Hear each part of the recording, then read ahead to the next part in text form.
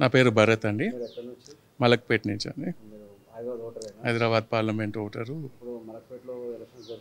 అవునండి.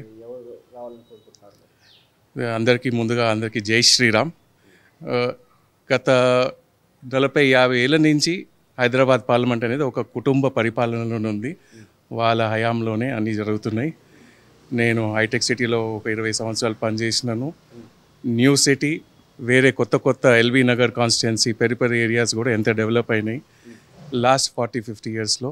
Old city అనేది ఎలాగుందో అలానే ఉంది, ఏం చేంజెస్ లేవు. సో యువతరం అనేది కొత్త మార్పు కోరుకుంటుంది. ఇప్పుడు కొత్త ఓటర్లు చాలామంది అయ్యారు, వాళ్ళు కూడా అబ్జర్వేషన్ చేస్తున్నారు ఇవన్నీ. సో ఓల్డ్ సిటీలో ఒక న్యూ డెవలప్మెంట్. ఎన్నిసార్లు అవకాశం ఇచ్చినాం వాళ్ళకి.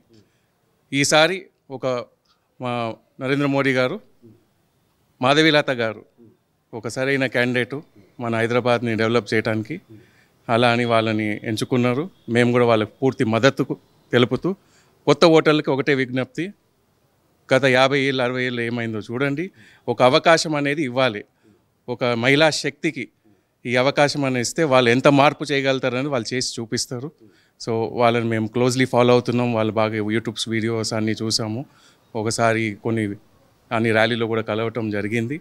సో మా ఒకటే ఆకాంక్ష, కోరిక ఏంటంటే ఒక అవకాశం అయితే ఇవ్వాలి. మార్పు కొరకు ఈ అవకాశం ఈ మహిళా శక్తికి ఇస్తే అది 100 రెట్లు తిరిగి ఇస్తారు మనకి, అండ్ 100% దానికి న్యాయం చేస్తారు. సో ఈసారి వీఆర్ కంప్లీట్లీ సపోర్టింగ్ మాధవీలత గారు, and we will completely go out and vote for her.